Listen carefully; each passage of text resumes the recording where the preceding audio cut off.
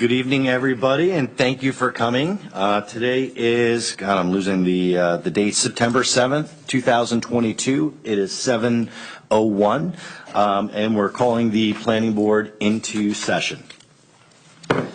So I guess first and foremost, all notices have been recorded as per the Open Public Meetings Act. Diana, if we could do a quick roll call.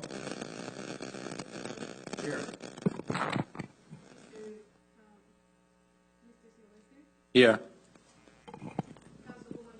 Here. Here.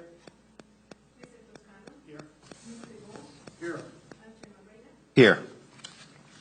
And as is customary, we'll do a salute to the flag. I pledge allegiance to the flag of the United States of America and to the republic for which it stands, one nation, under God, indivisible, with liberty and justice for all. All right. Our next order of business is going to be the approval of resolutions. Yes. Mr. Chairman, I'd like to make a motion to approve a resolution memorializing the Planning Board of the Township of Sparta approving the minor subdivision lot line adjustment of application of Monica McElroy related to block 32002, lot 59, 60, and 66, and located at 62 Edison Road in the RR Zone District of the Township of Sparta. Decided August 3rd, 2022. Second. Diana, can I get a roll call? Yes. Yes. Yes. Yes. Yes. Yes. So with that, I wanted to share with the audience just a little bit the way the board is going to work tonight. Our first order of business is to go into a closed executive session. So what that means is we're going to clear the room. The board will go into executive session to discuss pending litigation. So we'll do that for, I'm guessing, probably 30-ish minutes, somewhere in that neighborhood. After that, we're going to bring everybody back in. There are two components that we're going to be discussing tonight. One is the talking to both the board and the public about the state planning and advocacy guidelines as it relates to warehouses. And the second order of business is going to be the recent ask from Mayor Dave Smith to form a subcommittee to look at the economic development and the PDRM1 zone ordinance standards. So that's what our agenda is going to go, where we will kind of walk through those. When we do come back into open session, we will, again, kind of just have an open discussion with regards to some of the standards. We'll hear from Catherine Sermag. We'll hear from Mr. Collins. We'll then talk about those two core items, and then, as always, we'll open it up to the public for any comments, questions, or anything else that you'd like to address. So with that, Tom, is there, I guess, well, first and foremost, before I do anything else, I would like to welcome our newest planning board member, Ernie Ragstad. So, Ernie, I want to thank you for being a part of the planning board. Many of you may know Ernie. He's been in the town for, actually, he was a coach of mine when I was playing youth football for Sparta, but in the town for a number of years, was formerly our chief of police, and has just been a remarkable advocate for Sparta and a remarkable servant for years and years. So, Ernie, I want to thank you for participating in this and being part of the board. So, thank you. Welcome. Welcome. Tom, is there particular formalities for executive session? Yes, Mr. Chairman. It's a resolution to go into closed or executive session pursuant to Section 7 and 8 of the Open Public Meetings Act to discuss matters of attorney-client privilege communication and pending litigation and Neil Clark versus Sparta Zoning Board and Sparta Planning Board et al. The matters to be revealed to the public upon the completion of all litigation and appeals and the removal of the need for confidentiality. Is there such a motion? Mr. Chairman, I'll make that motion. Can I get a second? I'll second. Do we need to do a roll call for this, Tom, or just? Yes, you do. Yeah. Yes. Do I call Mr. You- Brickstaff? Yes, you call everyone. Mr. Brickstaff? Yes. Yes. Yes. Yes. Yes. Yes. Yes. So with that, again, I think I'm suspecting it'll be about a 30-minute pause for the public session. It's going to be a little bit dependent. It might be earlier than that or a little bit later than that. Just depends on how long the discussion goes. I don't anticipate it to be a very lengthy discussion, so I don't think it'll be too long. But at this point, I would ask that we clear the courtroom, if you would. And what we'll do is, if you would politely take a seat outside, we will come and get you as soon as we are finished with the closed session. So the time is, God, I'm getting older, I need glasses. 7:57. So we're going to bring the general session back in. With that, we've got, as I shared earlier, we're going to have two topics that we're going to be discussing during our general session. The first topic for discussion, we will talk a little bit about the the economic development and the PDRM1 zone subcommittee that was requested by Mayor Smith. The second topic that we're going to cover is we're going to talk a little bit about some of the State Planning Commission warehouse sitting guidance and some of the executive summary and some of the components within there as it relates specifically to warehouses, because that is all centered around the purpose of this subcommittee, in addition to looking at that and using recommendations that we've seen both from the state and that we've got from our planners to look at that. So that the two of them kind of come together, which is the purpose for this. So I guess let me share a little bit about sort of the purpose and the subcommittee and what it is we're looking to do with this. So Mayor Smith had asked, as most of the town knows, we've been looking at different concepts and ideas on how to address 2101. So the purpose of 2101 initially when it was founded was really to introduce rail-dependent components. There's only two things that changed in 2101 relative to the prior ordinance. That was the impervious coverage and that was the height of a building. Those are the only two things that were changed in ordinance 2101. Everything else remained the same, all the same permitted uses and everything in there. So the purpose of this, and understanding, I think, a lot of questions, concerns, confusion, and trying to get through that, we want to take a step back because, what we've seen from the State Planning Commission, what we've seen from, I think, really just the process over the course of the last, 8 months, 9 months at this point, has been a kind of an explosion within New Jersey of mega warehouses. And sort of an increased demand for developers on that and an increased strain on communities to help adapt to that. So the purpose of the subcommittee is it's going to be a 7-member, it's going to be a resident majority subcommittee that's going to be. So what I mean by that is we will have a combination of planning board members and we will have community members as well. The majority of that subcommittee will be community members. There was a press release that had gone out earlier this week sharing with both our primary publications. I believe they put it on the town website. We've had some support from other media outlets like Tap Into, some of the social media components, putting out there, trying to get I would say a deep cross-section or as big a cross-section as we can get of volunteers to potentially participate in this subcommittee. So the intent and the purpose of the subcommittee is really, it's focused to look at 2101 and the standards of 2101. So the economic development zone and the PDRM1 zone standards. So what we'll do is, my hope is, and I think we all recognize sort of the time sensitivity around this. So, my ask for the subcommittee will be to basically come together on a weekly basis. It's going to be an open committee, so they are, free to communicate via phone or email with each other as well. But I'd like to have at least one in-person session with the subcommittee to really look at updates and draft guidance that we receive, again, from the planners, from the State Planning Commission, and we'll get into the Planning Commission document here in a little bit, but really the purpose is kind of a focused look at what are standards that we can apply to help protect the town, to help protect, sort of the growth in that area. What sort of guardrails can we put on to make sure that we're not in a position that we are in today?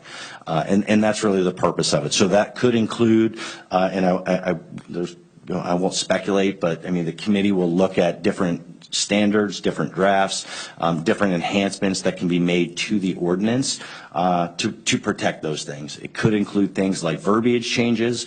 It could include things as, providing or changing the impervious coverage amounts. It could change the building heights. Again, I don't want to speculate on what the subcommittee will come up with, because I think there's a variety of solutions that can help set some guardrails up for future development around this. But that's really the purpose and the intent behind the subcommittee, is to have it community focused, working with the planning board, working with the professionals, really all coming together and developing a set of recommendations.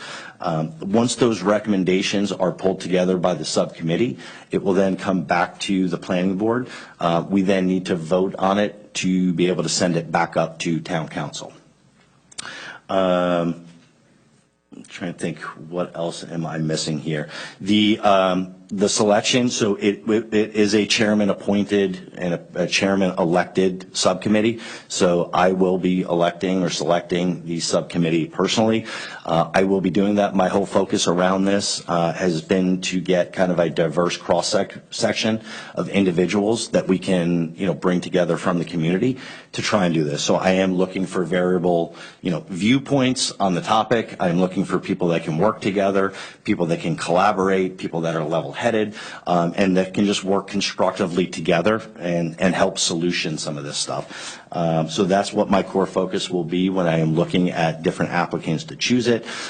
We did extend the deadline a little bit. I think in the original press release, it stated that the subcommittee would be developed by the 7th. There was a little bit of I would say, delay in getting the press release out, so I've extended that.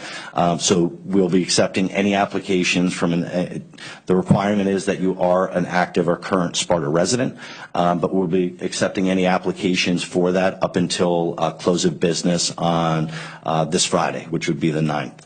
From there, my intent would be to organize, reach out to the group with a hope of setting up meetings on Wednesdays to try and get them together. Again, that's going to depend on the variability. I won't know that until we have the subcommittee actually selected, and the intent is for them to spend the next 30 days really looking at, different recommendations, coming to consensus on what makes sense, working with Catherine Sarad, Tom Collins, myself, or other professionals that we deem appropriate to try and come up with just things to, again, enhance sort of the standards that are currently in place.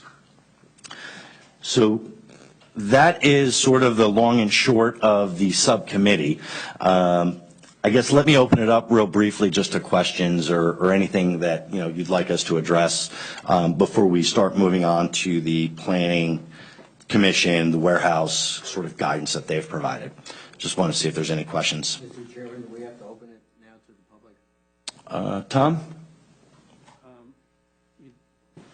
If you want to, you may. You don't have to.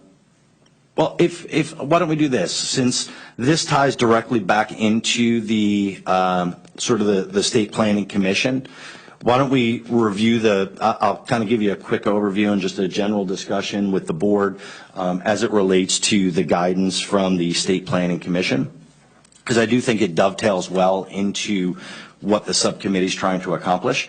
And then what I'll do is I'll open it up to everybody. So that way, if you've got questions as it relates to either the subcommittee that we're developing or the State Planning Commission or any other business that is not on the agenda, we can discuss those. But, my purpose and reason for bringing in the State Planning Commission warehouse sitting guidance is these are state guidelines and they are specific to warehouses.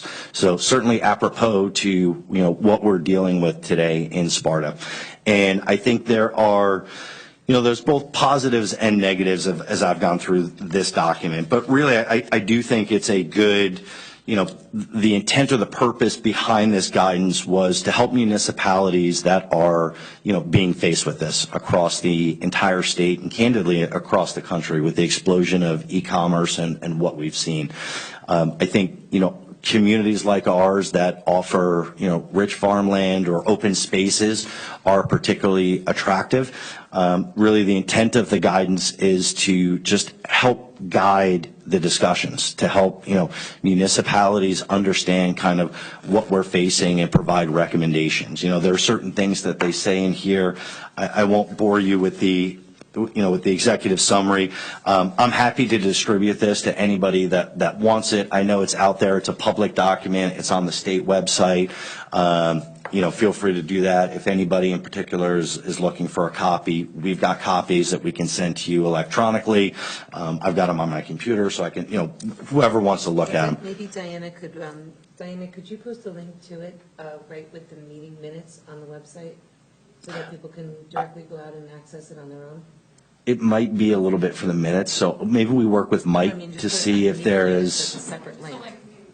Yeah. It was on your agenda for tonight. Yeah, so it's on the agenda. The link is out there. But really, it talks through sort of the reason and the rationale or why this is becoming more of an issue for, communities within New Jersey. It talks about specific types of warehouses. It gives recommendations on things that the municipality can consider. It talks about, brownfields, sustainable designs, mitigation, best practices. So there's a variety of different areas that these, and again, it's a guidance document. It's not a, one size fits all sort of document, but it does, I think, help point us in the right direction, and it helps us spearhead a little bit the discussions and making sure that we're looking at, multiple vantage points when we go through and we're having conversations around this. So, that's really, I wanted to share this with this. I know that the members all have a copy of it. Catherine, I don't know if there are, other high-level things. Really, the intent behind this is, again, to really use this as just one of the tools in our toolbox as we form the subcommittee and as we're bringing forward those recommendations and considerations back to the board. So, Catherine, I don't know if there are other key areas or things that you wanted to draw out here. Again, there's a variety of different topics. I will say this, I guess before we just get into that, some of the recommendations that you look at from the state, it's, you kind of scratch your head after you look at it because it specifically says, make sure that these are facilities that are, or any warehouse. This is not a specific warehouse. But there are generalities that I think for a long time, we weren't faced with the different levels of warehouses and different types of warehouses that we currently have today. So there are recommendations about updating the master plan, doing reexaminations to take a look, because I think historically when we thought of light industrial and when we thought of economic development, these are common sense places that you would put a warehouse. And again, the size and scopes of yesterday are very different than what they are today. So I think this document helps outline some of the things that municipalities can do. So everything from working with the community to working with towns around you to different analysis that you might want to take into consideration. All of that will be brought in with the subcommittee and will be part of those discussions. And every member of the subcommittee obviously will receive a copy of this as well. But Catherine, if Can I just say something before it goes? Yeah. Catherine, I'll just ask you to confirm, but I just want to make clear that when you go out, if you do choose or you have looked at the recommendations from the state, just please be mindful that just because the state is mentioning some of these different kinds of warehouse in this document does not mean that we have them here in Sparta, and it does not mean that they are permitted uses here in Sparta. So this is a very general document that the state put out to address a lot of different types of warehouses, but it's very important to understand that the ordinances that we do have in place in many cases are going to prevent the usage of these types or the implementation of these types of warehouses.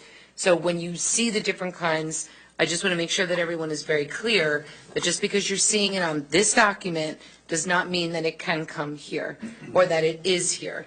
The other And thing a good is, example of that, Chris, just for the sake of the public, is so direct to consumers, for example. These are not permitted in our current economic development area. So warehouses like that, you'll see things like that. And I think that's what you're alluding to. Is there? Amazon, UPS, Yeah. Federal Express, those Those things are are prohibited already in our strictly ordinances prohibited. already. So They cannot come here. So this is not, again, this is a guidance document. It's not a one-size-fits-all. It is, you've got to tailor it specifically to, the unique municipalities. There are a number of nuances that change from, county and from municipality. But again, I think it's a good start, and it's nice to see, and it'll certainly be incorporated into kind of the thinking and the dialogue for the subcommittee. So. And I think the other thing that you pointed out that I just want to mirror as well, Drew, is that the reason why this document is here is because there are a lot of municipalities just like us that are getting hit with these for the very first time. And there are ordinances that have been in place to support warehouses for decades, just like us. Now we're getting hit with these, which are completely outside the realm of anything that anyone would ever expect. So it's very difficult to plan for things that you can't see coming. And I think this is many municipalities have reached out to the state and said, help us, give us something, can you give us something?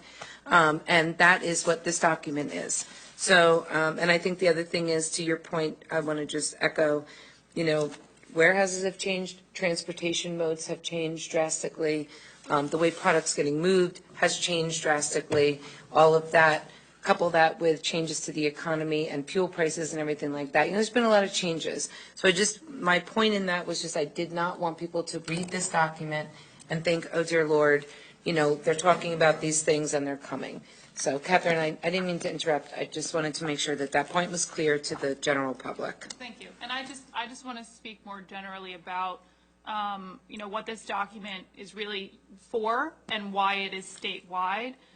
So it's warehouse siting guidance. They're saying what are the best places to put warehousing? And it's not specific, it's statewide. They do use the general state planning areas. There's a state planning map that has different areas laid out. They use that as guidance. And that's a way to kind of balance, transportation, environment, and the context of some of these municipalities as a way to say where things are appropriate or inappropriate.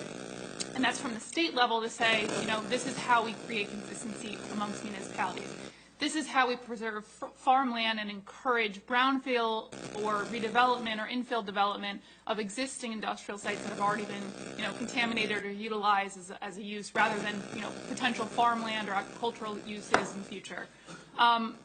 Both the chairman and Ms. Quinn talked about, some specifics of how we can apply this, and I think that's the whole point of this document, is really empowering municipalities to utilize their zoning powers and giving them recommendations about what's in their toolbox. What can you put in ordinance to improve your ordinance that provides additional, provisions, standards that will change what's permitted, not just the use itself, but more specifically, the aesthetics of it, the setbacks, the open space, that all play into environment, impact, et cetera.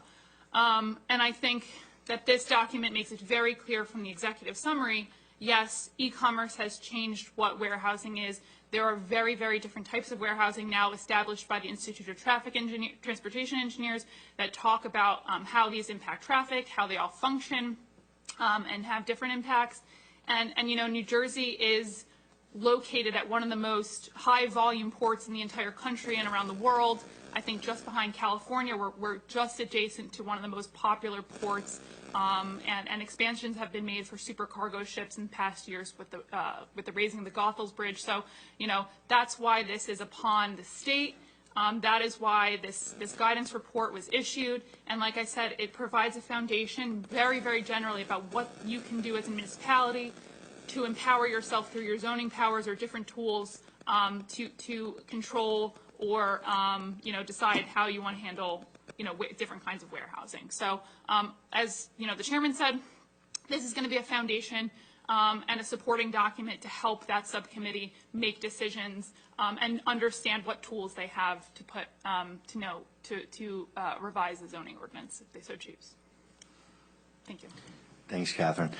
So I guess let me first open it up to the board, see if there's any questions or ideas, thoughts, or anything else that, you guys see as I know you guys have, received the document. I don't know if you've had an opportunity to take a look at it. I would definitely encourage you, please do take a look at it, because I do think there's some good things in there. And we'll use that, again, as kind of a springboard for the subcommittee. But any questions or thoughts or ideas, recommendations, anything else as it relates to sort of the guidance document or the subcommittee or anything from any of the board members? Are you going down the list? Unless if someone's got any questions, just go ahead. If not, I would open it up. Go ahead. I think that there needs to be an alignment, because I think in reading through this document, there's a couple of things that jump right out, right? So it's good to see that in the recommendations of this document, because of the planning that actually Sparta Township has done, we're already following a lot of these things. The recommendations for where these things sort of should be and different things.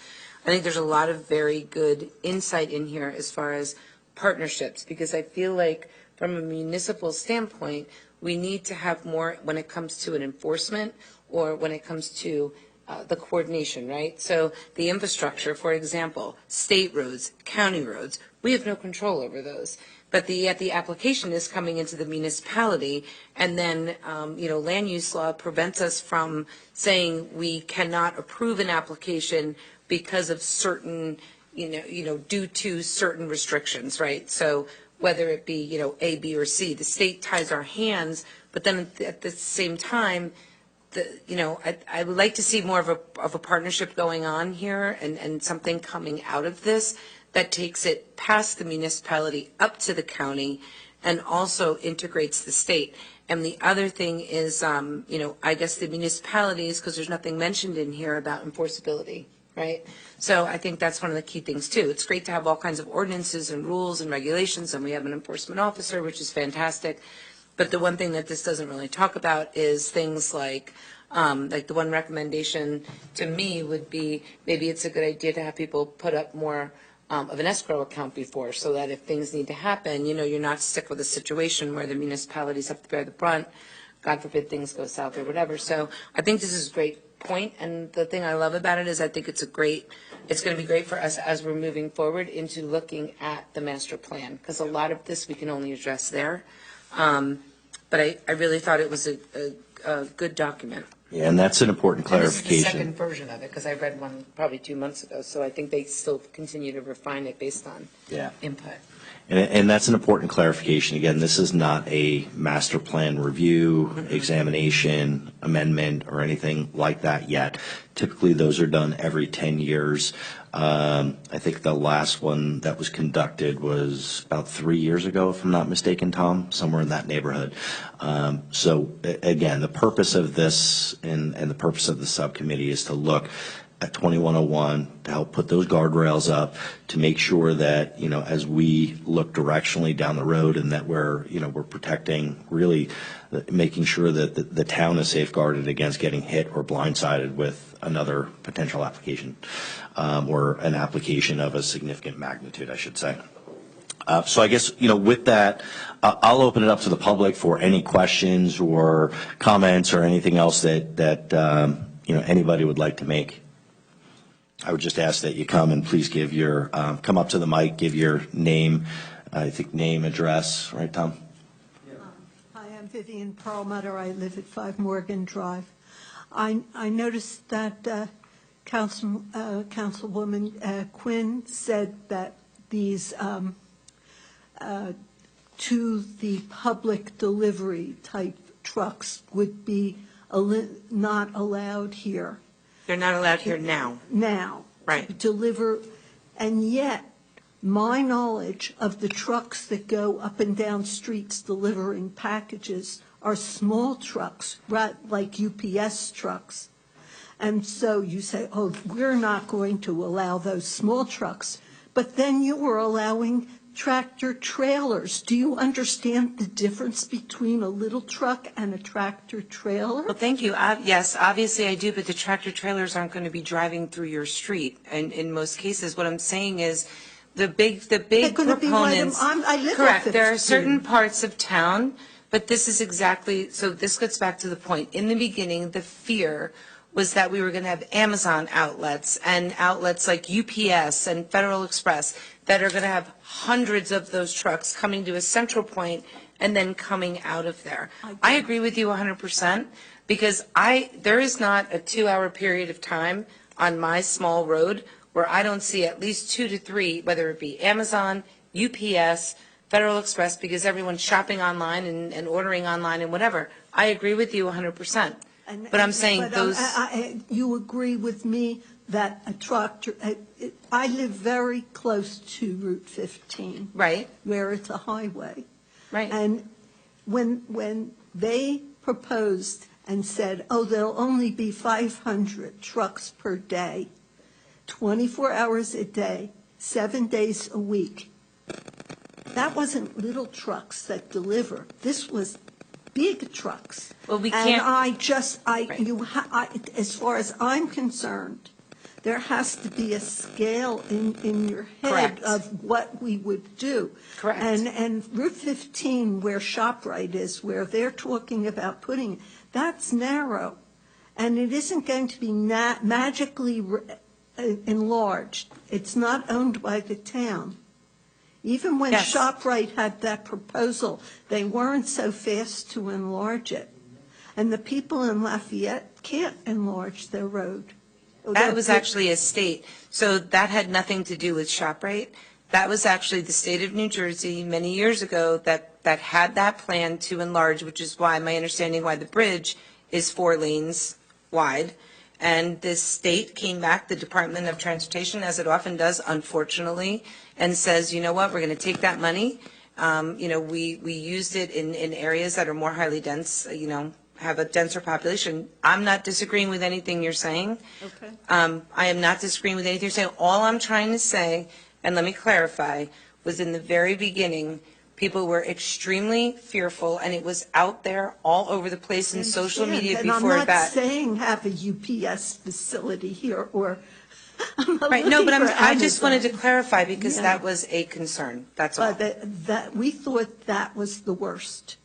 And then when I came in and I saw that plan, and when, it was one thing, a big white building, but then when he said 500 trucks, and then we said day and night, and he said 7 days a week, no limitation. I mean, it was, No, okay. That's rude. I'm sorry. It's 1,200 trucks. Right. No, exactly. he said It's 12, 22. not 500. Hi, Mike Devine of Oak Parkway. First of all, I like the way you acknowledge the fact that there is an onslaught of mega warehouses. You kind of referred to the fact that we want to avoid getting into a situation like we are now. I know in a regular planning board, you're kind of constrained. You can't make general comments. That kind of conversation, I think, is really what the public wanted to hear. So the fact that you could say that and did it, really much appreciated. I think it helps a nice tone to what we're doing tonight. Thank you. Thank you, Mike. Secondly, I want to be a little bit clearer on what the charter of the commission is. I get the sense it's fairly wide open, but then later I hear you say it's constrained to what's in the ordinance, and that's really the height and the impervious cover. What other kind of things No, could? so let me just help clarify a little bit.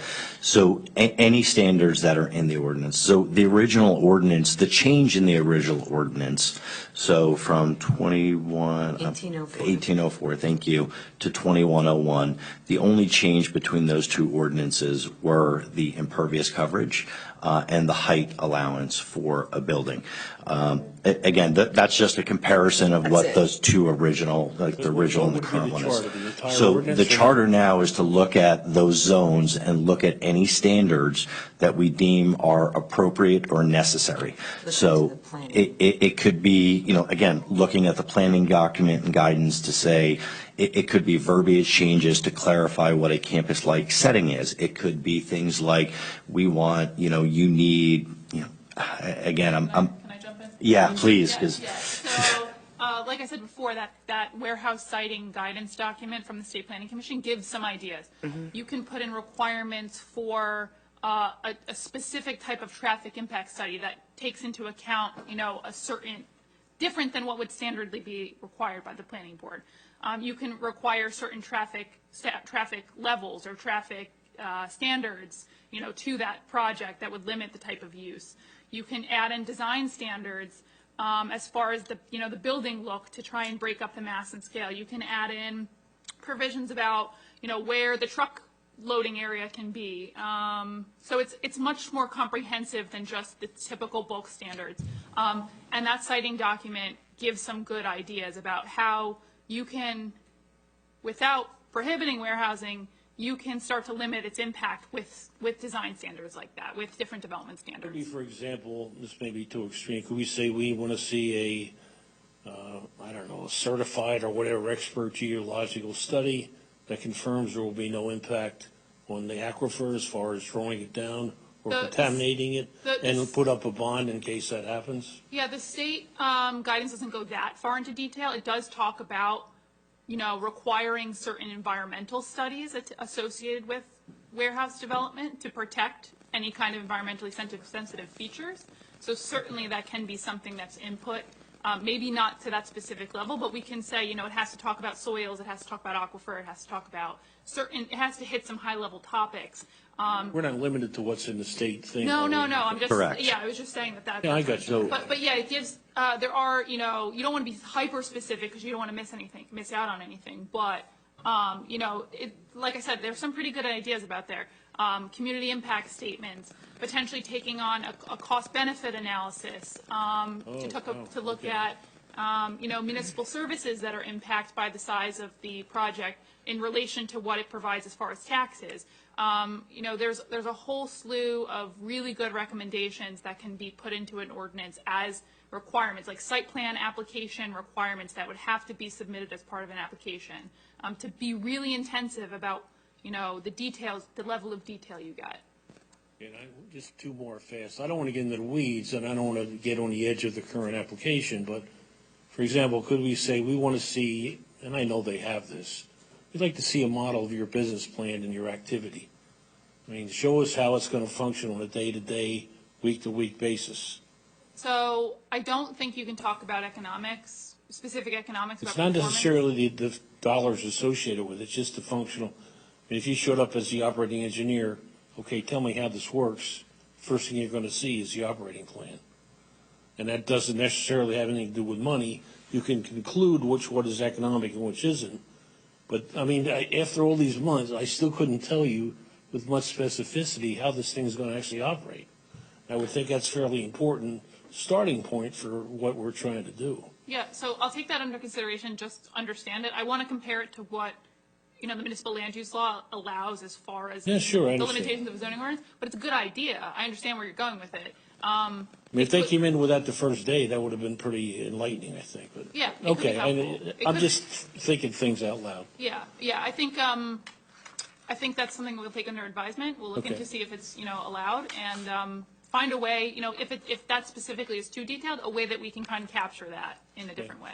Last Yeah, I thing think is- there's going to be a lot of ideas that are, well, I think, we've got, we don't want to, what's the right way to put this? Well, I'm just going to put it because I'm not worrying about being delicate. We don't want to boil the ocean either. There's a lot of granularity that can go into this stuff, and you can get caught in, paralysis by analysis if you go through this. Really, the intent of this is to put some structure in this, to put some things in place, to look at, based on not only the guidelines that the state has, but recommendations that we've heard from the community, recommendations that the planners have, because otherwise you've just got a group, and the members of council and boards and economics and environmental, and, otherwise, just the management component to try and get through that process and come to some sort of consensus can be really overwhelming. So I think, again, anything, and my commitment to you would be anything and everything is on the table. And really the hope is for us to work with with the planners, with the professionals, with the attorneys to make sure that what we're doing protects the town, first and foremost. I mean, that's ultimately the goal. Great. Last thing is, we heard a while back about a capacity study. I guess that's really the council and not you guys. Is that still going on, or is that in limbo, or what's the story? Yeah, we have not received any capacity analysis at the board level. I don't know if at the town council level, kind of where they're at with that, or to what extent you can comment on it. So It's under, they're putting it together as we speak. There's different components of it. And it didn't obviously help the fact that now it's difficult to do any kind of study about a specific capacity of a specific site when everything that we knew to be true about a particular thing is no longer there. So everything was going along really well, then things change. And so now we sort of, we don't want to come to the table too quickly and rush in error. And we don't, in my opinion, and I don't want to speak for anyone else, but in my opinion, it's very difficult to come up with anything that's going to be really concrete until we get a chance to see what's going to come back and what that's going to be, especially economic impact, environment, you name it. Understood. Thank you very much. Sure. Thank you. Hi, good evening. Kathy Ebenhausen, 25 Scudder's Road. My question is regarding the Diamond Chip application. Hold on one second, ma'am. Just for clarity, we're not allowed to discuss Diamond Chip specifically unless they're in the public hearing. So any. Procedural question, actually, not specific to the application itself. Okay. Okay. Nothing about the application. Okay, so let me just interject. This is not the hearing on the application. One more ma'am. second, please. I have to help you and the board. Okay, well, We- I was at the town we council are not meeting, allowed, and I ma'am. was asked to come here to ask my question. Then don't ask it about a Diamond Chip application. Okay, let me rephrase my question then. I have a procedural question of what would occur should an application be stayed or denied or rejected based on certain grounds. What is the procedure? So not specific to any application that is currently in front of the board. The only basis for a dismissal of an application is after the whole case is heard, the planning board or the zoning board can consider all of the evidence presented in the hearing and adopt a resolution deciding whether to approve with conditions, or deny an application. Cases cannot be dismissed before the hearing is over. Okay, so can I finish my question though? Because you didn't answer, That you was didn't the let me get my question. question out. That was a question. I'd like to finish my question, please. Please go ahead, as long as it's not about Diamond Chip. Okay, so if it's not about Diamond Chip, I'm not sure how I can ask the question because I was asked to come here to ask my question. So that's what I'm confused about. Talk about it generally, you can do it at the public hearing on Diamond Chip when it restarts. I was told to come here. Ma'am, To ask a question without using the Okay. reference to any particular application. Okay, so let me try to rephrase then. If an application has been rejected as not meeting the rules of a specific ordinance, how long does the applicant have and what time limits exist in the process for the application to be revised and resubmitted? That's the first part of my question. Okay, so the answer to the first part of your question is, an application was not dismissed when someone is told to change their application plans. That just means that the board is recommending to the applicant that they make changes to their pending application. When that is done, there is no time deadline for action. There is no time deadline for submission of the revised plans to the planning board. And the matter will not be heard ever until a new notice is done, scheduling a public hearing to talk about that application. So that's the answer to that question, ma'am. Okay, and the last part of my question is, does a path and process exist where an application is ultimately denied based on a nonconforming status and a failure to resubmit in a timely manner. And I think you just said there is no timely manner, and therefore this application or any application could go on That is, forever. that is generally speaking correct. I didn't say there's no timely manner. I said that the applicant, there's no time deadline for action on an application when the applicant is offering to revise the plans and resubmit revised plans.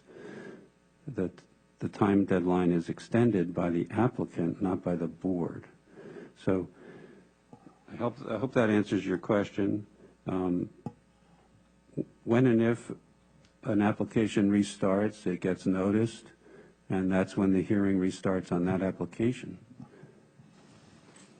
Okay, I'm not sure that you have answered my question, but I heard your answer, and I'm very confused that an applicant would control this process, that the board wouldn't have guidelines set forth for an applicant. It That's seems the way very it- strange to me. That's the way it works in the entire state of New Jersey, ma'am. Thank you.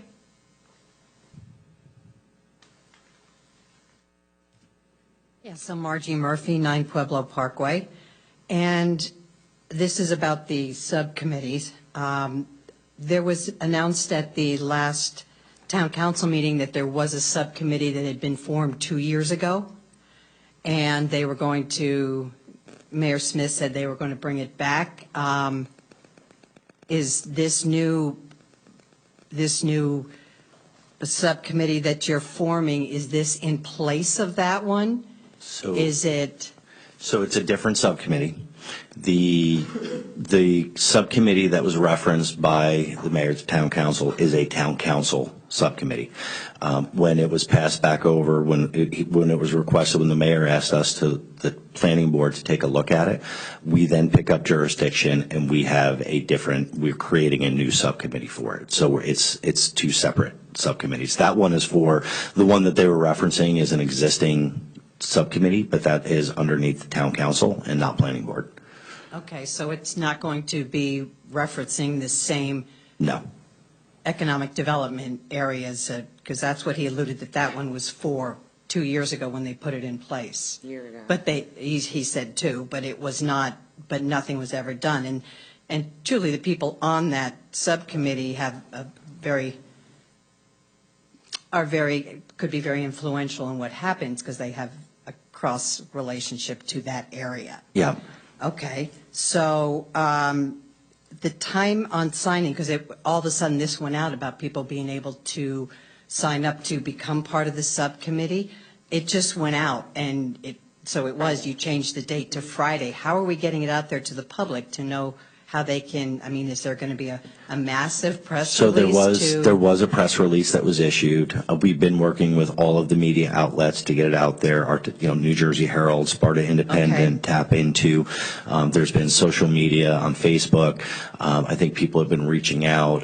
We're doing our best to get everything out there, but it has been formally pushed out there. I know, again, in an ideal setting, I'd like to have more time to do it, but I want to be sensitive to the time components around this. And, in cases like this, time is not always your friend. But yeah, to answer your question, there was a strong media push, and we're working with all of the outlets. Okay, great, thank you. It is, yes, we do live by a very incredible port here.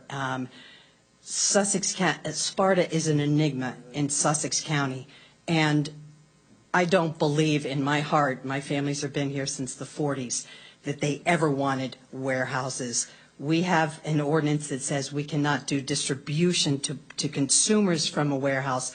Why do we have to have an 880,000 square foot warehouse to begin with? This was farming. We don't need to keep up with an economic of every other town in New Jersey. We are very different, and we developed it that way. And it's a crime that we would have to put a warehouse in here. It would serve us no benefit whatsoever, my personal opinion. However, I know I'm not alone, but my families didn't move here for that at all in the 40s and helped develop Lake Mohawk and helped develop Sparta. So it's very, very disconcerting. And a lot of people from the ports live here that work at the ports. It would be great if they could, maybe could work there and wouldn't have to go to the port. But Our port is much better than the California ports, but we're also further than any other warehouse from major highways. So I don't understand why we would even need it here. There's so many other things that we could do with that land.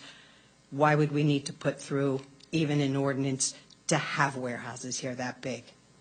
That's what my concern is, and And I think that's a concern that's loud and clear, and I think that a lot of people are, sharing that concern. And, we've heard from residences. I know town council has shared similar concerns. People on the planning board have. So again, I don't think you're alone in I know. the concern. I think it's, recognizing what are the elements that we have control over that we can drive and influence right now to help, again, overall protect this. So I think it's, again, I won't get into opinions or things like that as it relates to whether or not warehouses are good, bad, anything indifferent. I think it's really not the purpose or the intent of this board to do that. It's really about, how do we preserve and make sure that, we protect going forward. You're almost talking about two different issues. You've got Right, current issues right. and then you've got future issues. This is really focused on future issues. How did we get to the ordinance that says we cannot have consumer distribution from here, that got put through? That's been on the books for 50. I'll let Tom Yeah. speak to it. That's been in the ED zone since the 80s, at least, maybe longer, 1980s or longer. Well, it's a shame we didn't have the other one put through, that we didn't have to have any warehouses at all, but But we do prior have proper warehouses planning. there. So, okay, that is my concern, and I appreciate everything we can do to keep the enigma that we have in Sparta as is. And Thank you for your Marjorie, comments, Marjorie. Marjorie, just to clarify also, the board is not asking for warehouses to come here, right? We are not. Individual property owners that own property deem and choose how they want to develop it. So, well, this is what that's exactly what we've been talking about. And this is the very first one of this size and scope. There have been warehouses in that area for 50 years, 60 years. We didn't make it larger. The ordinance change did not have anything to do with the use. And the prior ordinance would have allowed for over 700,000. And even, you could argue. And the other 20, 30 feet? Right. So- We don't need it. Well, Don't need it. okay, I'm just saying, I just want to be clear that we're not asking for warehouses to come. Okay. Okay. Oh, but you're going to save $100 in taxes? No one said that either. Tom Eisenberg, 128 Sussex Mills Road. Actually, I got my latest taxes. They went down. It was kind of cool. Went down $40 or something. But anyway, using Diamond Ship and not using Diamond Ship, is there a timetable for them? Tom Eisenberg, 128 Sussex Mills Road, Sparta, New Jersey. Is there a timetable that tentative for them to come back? I know they got forever, and actually, Sir, we I don't could tell the audience it'd be great if it took forever. Like you were, Sir, she left, but people were worried about forever. It'd be great forever. But go Mr. Eisenberg, we Yeah. can't talk about Right. the specific application. Why not? This is a public hearing, and I'm not talking about Because- approving or disproving it. Tom.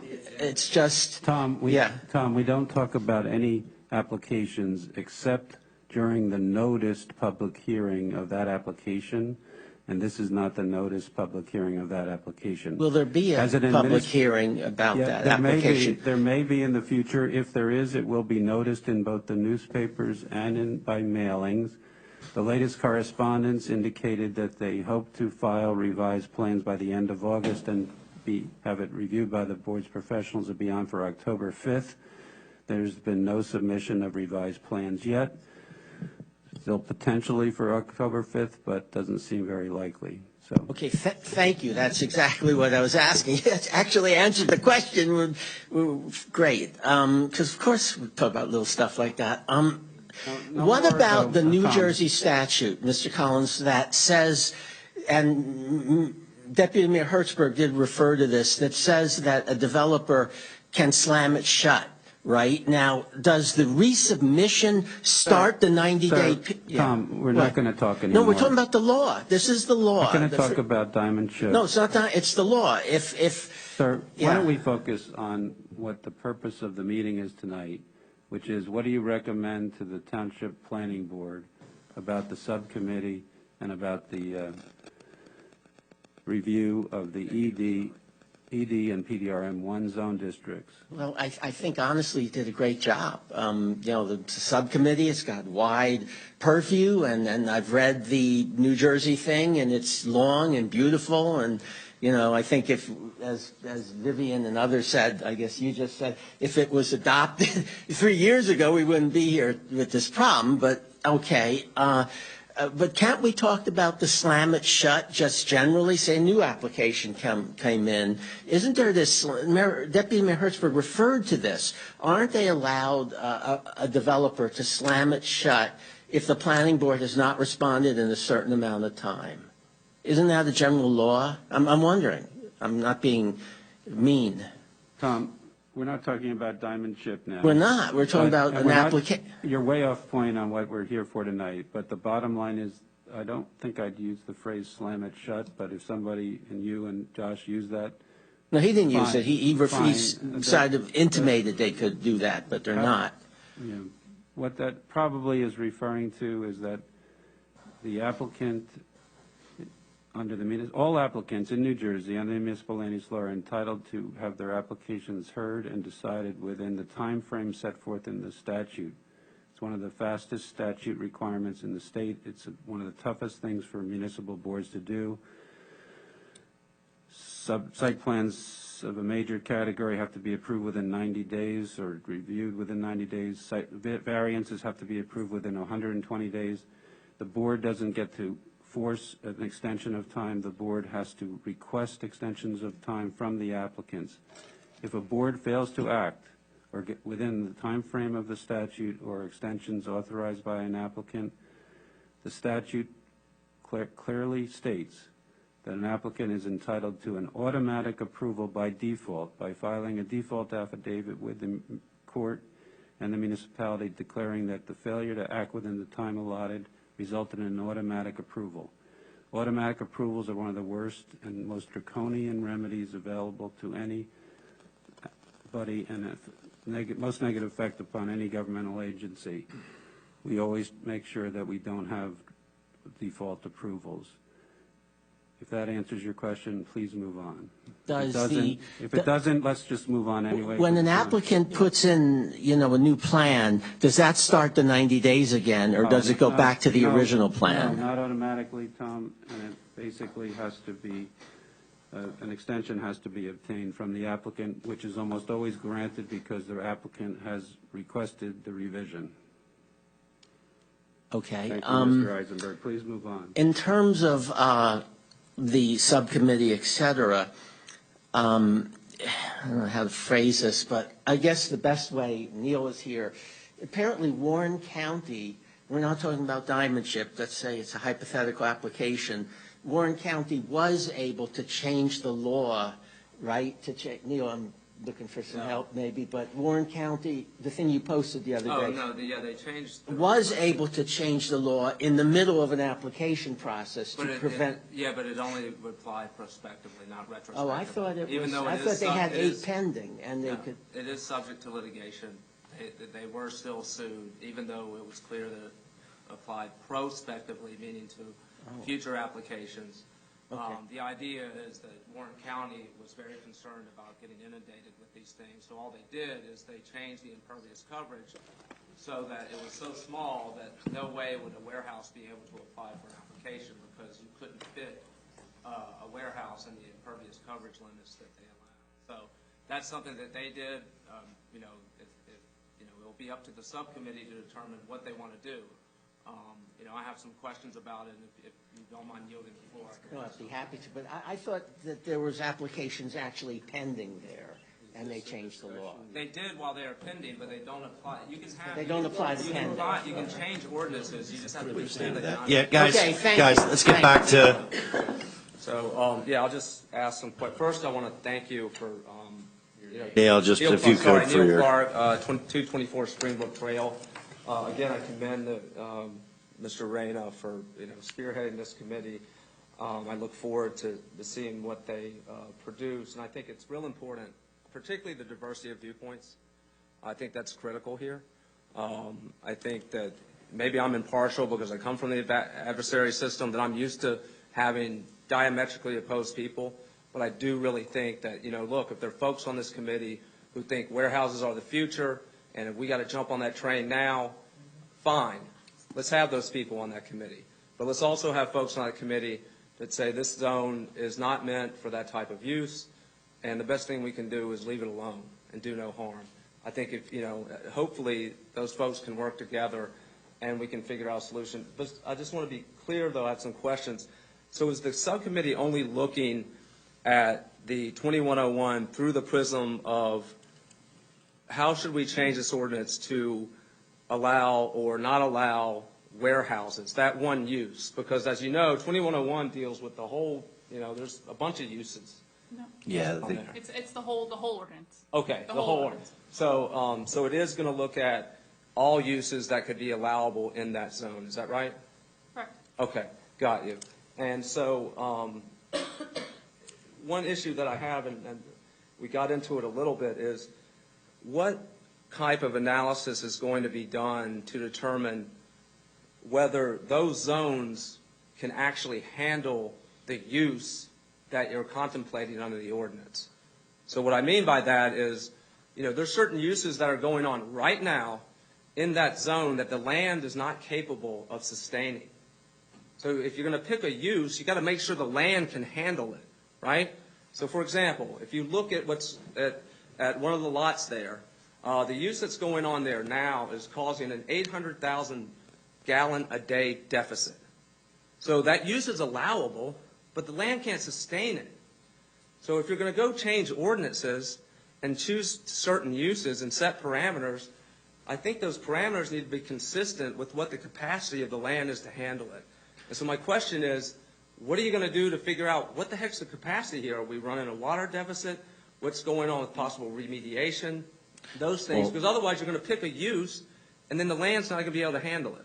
I don't know that it's necessarily just for use, Mr. Neal. So my recommendation, and I understand where you're coming from, I look at those things as when we get into a master plan reexamination and you're doing full-blown multiple analyses, or what should be done, I should say, across the board, multiple analyses from economic to environmental to traffic to the areas that you're talking about a wide, segment of it.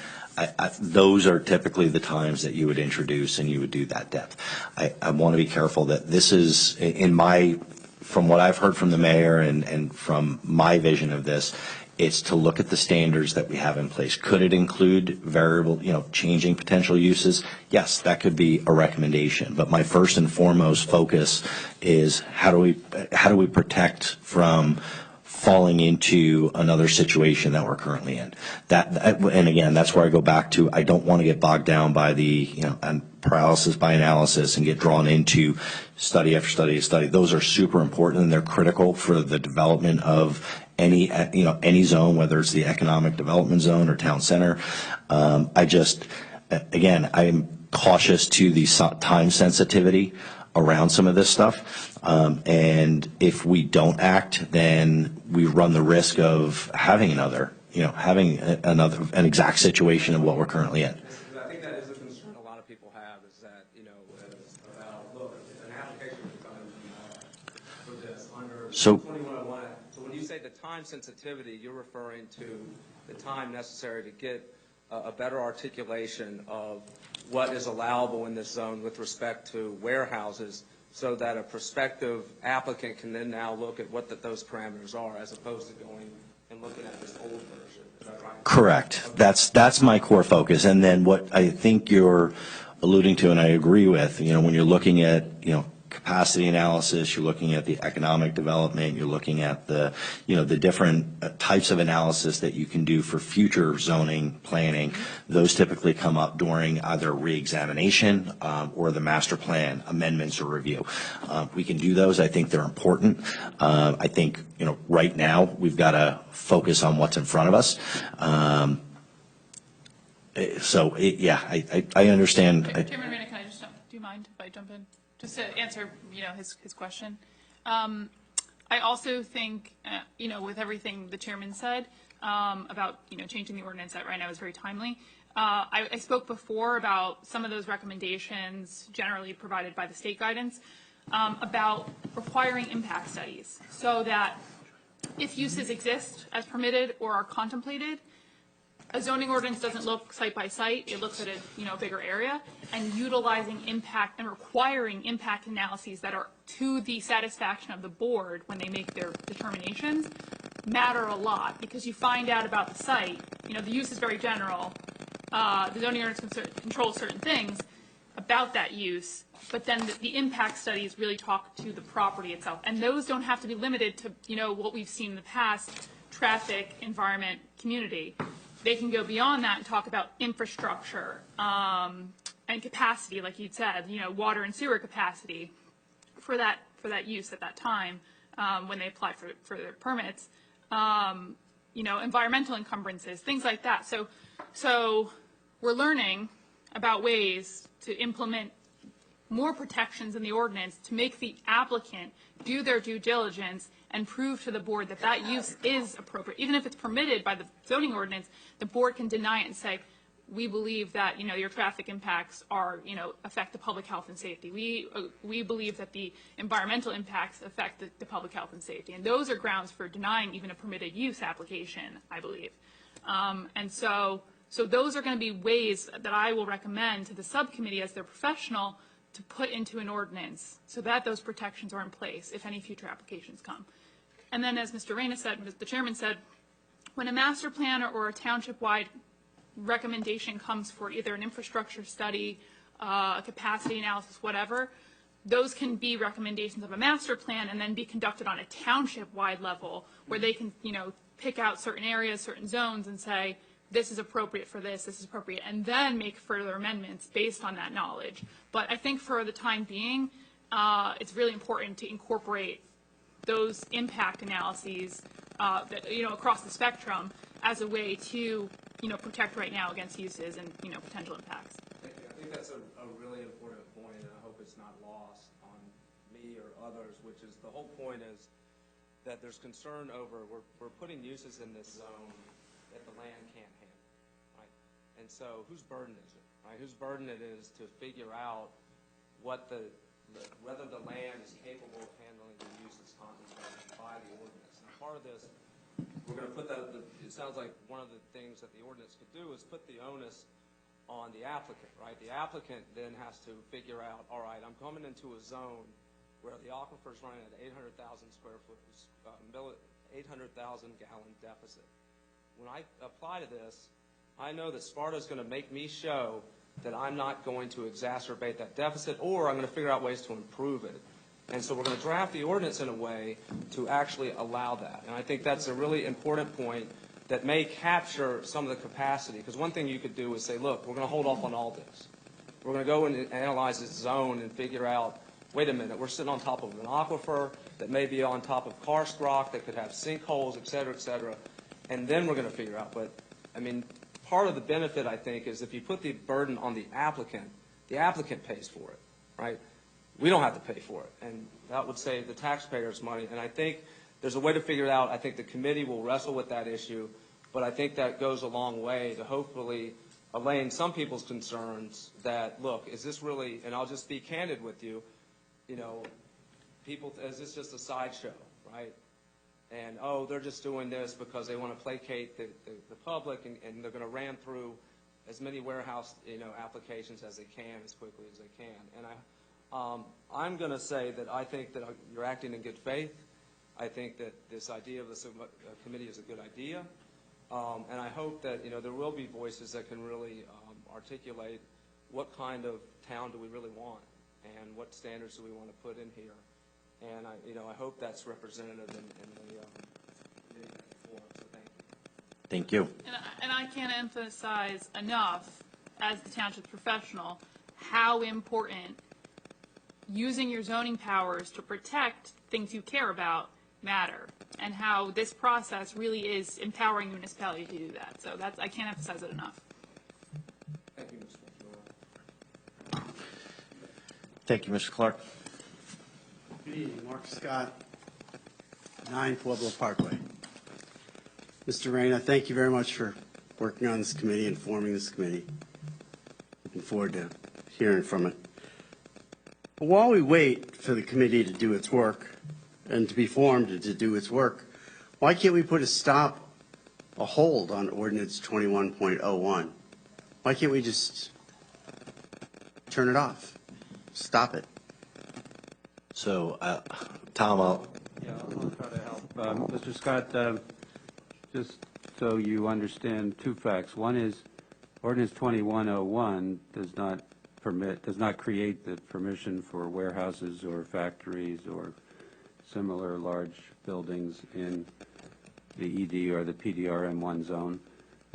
The ordinances that allow the ED uses and the PDRM uses, but especially the ED uses, which preceded the PDRM zone 2, have been allowed on those properties in that section of the Germany flag section of Sparta since the 1980s, if not longer. So, Mr. Collins, those are with 35-foot clear, correct? But they can ask for variances from that as well. If they go over 10%, they go to the zoning board. If they go over the coverage, they just go to the planning board. So the point I'm trying to make is putting a hold on ordinance 2101 doesn't change the permitted uses or the fact that those uses have been built in that zone and can continue to operate in that zone or prevent future ones. So that's fact number one. Fact number two is that the law of New Jersey, the municipal land use law, prohibits municipalities from adopting ordinances that are a moratorium, or as you say, a hold on ordinances. In other words, the municipal land use law explicitly prohibits moratoriums or holds on ordinances or zoning in general. So, although you think it sounds like a good goal, it's a goal that's not authorized under the municipal land use law, which all towns in New Jersey are subject to that same statute. And that statute has been in effect probably for decades, certainly since probably 1976 when the municipal land use law was adopted. So 2101 talks about a 56-foot clear building, raising the height from 35 to 56 feet, and it also talks about increasing the impervious coverage. Right, and those are some changes that were made by that ordinance. And one of the things the board is going to look at with the subcommittee is whether to change some of those standards. Why don't we just put on hold those two standards? Not just the ordinance, just that we'd like to revert back to 35 feet, and we'd like to revert back to the... Well, if that's what you would like, you should urge the board and the subcommittee. That can be a recommendation. Why can we do that today? Because we don't have Ms. Quinn and Mr. Hertzberg and Mr. Smith have all warned us about a possible application coming in at any time, and then suddenly, boom. So, Mr. Scott, I guess just one important clarity. One is, regardless of what we change, does not impact any current pending application. Future. So if you're looking at the Tomorrow. future, even if you were to pull back the impervious coverage and the heights, which were the two areas that were changed in the ordinance, it doesn't negate the fact that another property owner couldn't sell his property to another warehouse that's still, if it's again, I'm not going to get into too much speculation, but if there's a 100-acre property that they've got, again, it's dependent on size. The purpose of this subcommittee and part of the recommendations, I think that, some of the recommendations that we've already heard, or maybe there are potential scales that you look at the property and, you can factor in, I think to Catherine's point, you can dial in the zoning and the language specific in those ordinance and those ordinance standards to help prohibit that future use. Again, you and I can disagree on whether or not going back to 21 or 24, I always mess up the name of it, 2101, taking that, reverting it back to the original, it's still not going to change the fact that it's a permitted use in that area, and depending on the size and scope of the property, it's a permitted use, so you can still have that. What you need are safeguards in place, and you need other language included in the ordinance and additional standards that are built into the ordinance to help protect the town from those things. Once we get back, if we went back to 35-foot clear, I mean, there are not 35-foot clear buildings being built in the state of New Jersey anymore. I mean, it's just not being done. It's not economically feasible in today's economic market. Height is what it's all about. And I'm sure that may be one of the recommendations from the subcommittee. Stop it right now. Say, hey, 35-foot buildings, that's what we allow in Sparta. We only allow this amount of coverage. Why don't we just stop that? Why can't we just say that now? Why do we have to wait for the subcommittee, kick it down the road, maybe wait for the election to change the strength of the cabal? And why can't we do that now? So I'm trying to think of the best way to respond to your question, because I think, the intent and the purpose behind the subcommittee is to look not just at one piece of it, like you're indicating. It's to look at across the board at a variety of different recommendations. So again, if your suggestion is that we should go back and we should look at just 35-foot height, again, I don't think that would. My personal opinion is that's not going to solve the problem. But if that's a recommendation, and I wouldn't go back just for one component of it. It would certainly hinder it makes it less likely that someone's going to come to town with a 600,000-foot, 700,000-foot application if they can only put up 35. I disagree with that, but that's just my own opinion. You disagree with that? I disagree with that. I think if somebody has that large of a parcel, and if they wanted to put up a warehouse and it could only be 35 feet tall, they'll make do at 35 feet tall and they'll just make it wider. That's my personal opinion. Again, the whole purpose of this subcommittee is to float ideas around and to work with each other and collaborate and challenge and help figure out what does make the most sense across different viewpoints. So I appreciate your comment. The town of Sparta is powerless to change this? No, that's not absolutely not what I said. At this moment in time, tomorrow someone could bring an application in and we would be powerless to stop it. A conforming application under the new 2101, and we would be powerless to stop it. That's what you're saying.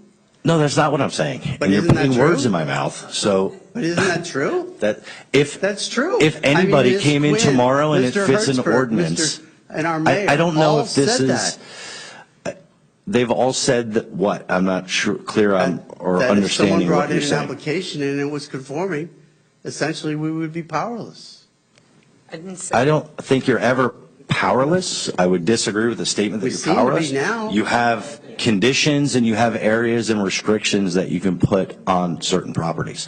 If you're questioning whether or not something is a permitted use, can it get through? The answer is yes, because it's a permitted use. It can also be conditioned. But it can also be conditioned, and you can also put, you can try and work with them to get and try and alleviate areas that, to the extent that you can. I mean, that's the purpose of the hearings. That's the purpose of challenging them at planning board meetings. That's the purpose of having public input. I mean, the things that you're describing are all part of the process. So I think if your suggestion is just raise, somebody strike a pen and make it go back to the previous ordinance, I'm sure that some engineering could be done. I mean, Mr. Collins and Ms. Stan Putz and Mr. Ford, they all crafted this ordinance as it is. All right. So why can't we we're go not back here to and bring it grandstand, and I'm back? not going to have you. It is. You're sitting up here and you're making accusations against professionals. If you've got suggestions, get involved. I Fill out the application and I put be in an on the application. committee. I put an application in, sir. All right, that's terrific. Great. Looking forward to it. And hope you're selected and your comments are well taken tonight. Thank you. Also, just to be clear, 2101 only deals with the rail dependent.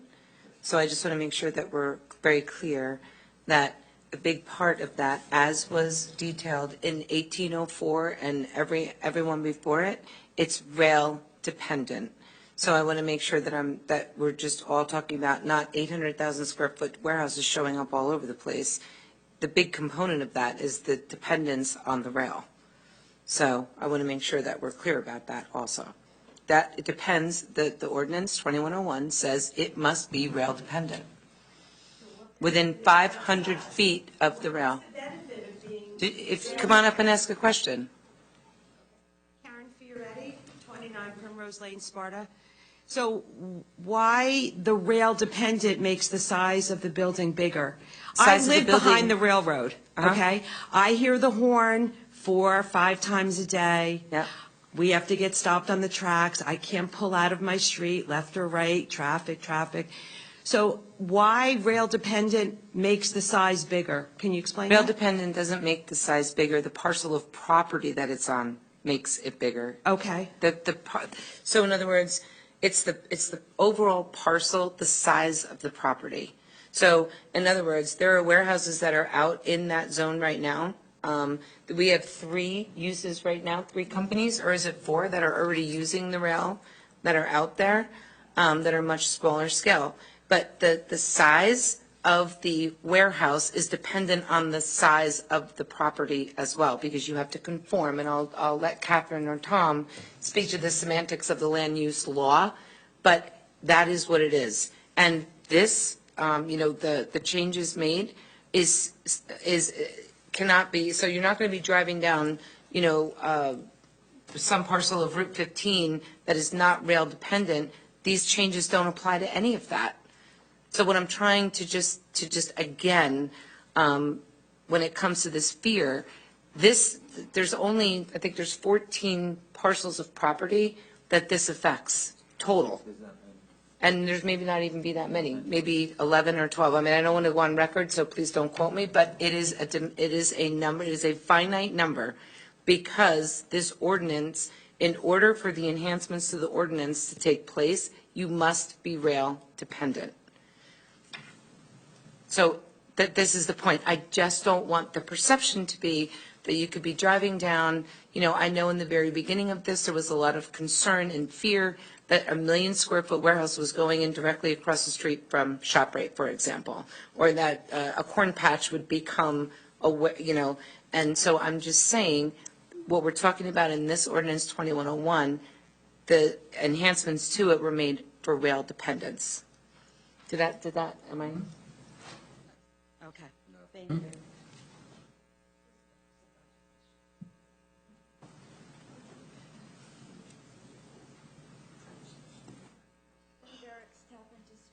Thank you for having this hearing or this discussion this evening. Just a couple of clarifying questions for me, anyway. So you've kind of touched on it, you've kind of weaved close to it. What is the starting point? What is the assumption on which this committee is beginning their work? So you talk about bringing in a lot of different viewpoints, and it's all to look at this ordinance, but what is the starting point? Is the starting point, you've kind of touched on it a little bit. Let me see. You said, how do we preserve and protect going forward? How do we protect from falling into the situation we're currently in? So is there going to be any more clarifying statements given to this committee, or is it just going to be, here's what we have, what do you want it to look like?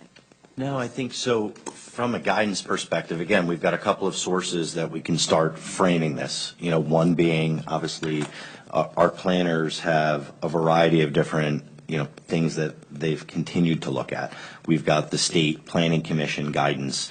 I think we've got input that we've heard from residents. So my assumption is going into it that we'll have at least a bit of a framework of some potential recommendations and ideas. While we, as we right when we start the committee. So, but I'm talking more like, I'm sorry, I can't make it. Is there a starting thesis? We don't want an 880,000 square foot warehouse. We don't want X number of trucks a day. We don't want this type of impact to our community. Is there going to be a starting point, or is it more nebulous than that? You know, if I may, I think the starting point is public involvement. We wanted more public involvement, and this is a way of getting it, to establish a representative committee, subcommittee. If I may add, I think this is open to the entire zone. You know, Mr. Clark asked, is this just based on warehousing? Right. And truly, I think this committee is going to look at the zoning ordinance and see what it's lacking. I'll provide my own professional input to talk about, you know, if things need to be clarified, if things need to be updated. You know, I talked about some of the guidance that the warehouse siting report provided as far as ways to strengthen an ordinance, particular warehouses, but I think it's important in looking at these zones that have some bigger uses and some bigger parcels. And so, you know, I think the charge here is to look at the ordinance and look at ways that it can be strengthened through changes, and take recommendations, more general recommendations, specific recommendations from all the subcommittee members as well as the township professionals, and try and synthesize that into some concrete solutions, concrete ideas about how to improve this ordinance. Okay. Drew, is that? No, I think you synthesized that way more eloquently than I would have, so I appreciate it. You did, just touching back to the state guidelines. Are you, I have to admit I haven't read it yet. I will read it though, that's what I do. But are you saying that the guidelines that are in this, they're not new? They're about 2 months old. So, but the guidelines are 2 months old, but they're within this guideline. It sounds like the state pulled together all of the tools that are currently available under the MLUL for all municipalities to craft their ordinances, and it's just kind of like, hey guys, here it is, all in one package. Just keep this in mind. Let me just clarify. It's much, much, much more than that. Mm-hmm.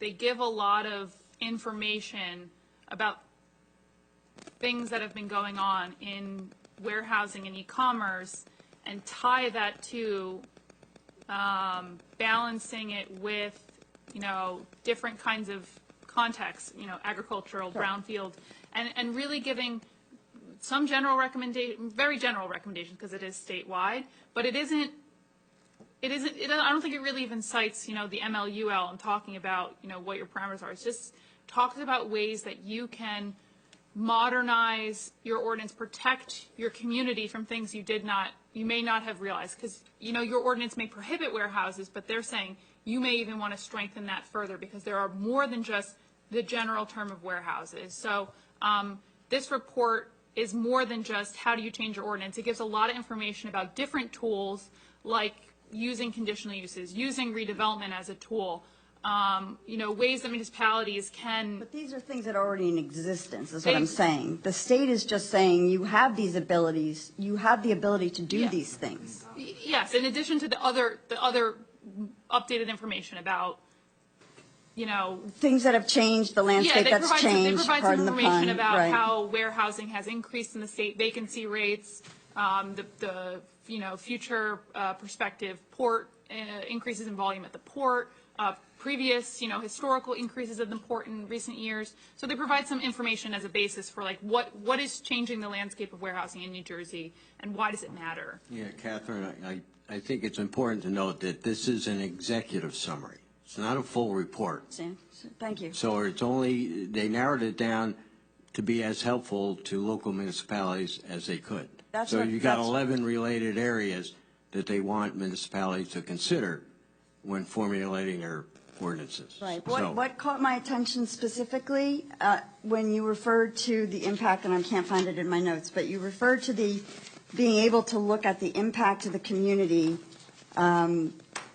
including looking at in-depth, I wish I could find the notes, safety and public safety and health and safety. Isn't that currently all available? Yeah, this is an executive Right, summary. so when you're saying that this community, this committee could be looking at ways to, What? aren't those things already available to us? And if, What I mean to say, I'll clarify, is that right now, the 2101 as an ordinance does not require certain things. Right. So what I was saying is you can add those to the ordinance now as provisions, as requirements for site plan application. so what you just said, that's what I wanted to talk about. Now you can do it. So are you saying that there were? Always could. That's what I, okay. Yeah, Okay, always that's could. where okay. You know, you'll see probably other towns, other people that have updated their ordinance in recent years, definitely have started to put these in the ordinance. So yes. Traffic and aesthetics always were available as a tool, but that had to be incorporated into the zoning rules as the zoning rules were being adopted. And then those zoning rules become your ordinance. And therefore, once you have an ordinance written, if it's not in your zoning rules, if it's not in that ordinance, then you cannot say, for example, you can't say no to traffic. That's from the state. So you may, your ordinance may not If your require a ordinance traffic doesn't- study. If it doesn't right. require a traffic study, then there's really no burden on the applicant to provide anything about traffic. So now this is something that we're going to suggest to this committee that is don't keep in mind, people, that this is something you can now include. Make a suggestion that these are all ways to garner more information from applicants so that we have the fullest scope of information when an applicant comes. They have to provide certain impact analyses. But don't you have to, and this is where so I understand the idea of the report, making the applicant responsible for giving this information, for doing the studies. But doesn't the restriction on what that study comes up with, doesn't that restriction have to be in the ordinance already? So I don't think you can,